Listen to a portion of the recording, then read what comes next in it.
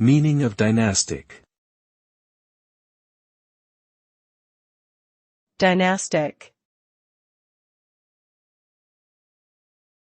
Dynastic. Dynastic. Dynastic. Dynastic refers to something relating to a dynasty, which is a succession of rulers from the same family or line. The term is often used to describe political systems or societies that have been dominated by a particular ruling family for an extended period.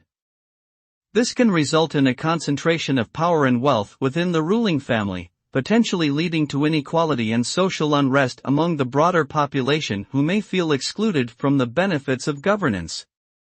Dynastic leadership can also bring stability to a nation, as long as the family is able to maintain its legitimacy and the support of the people.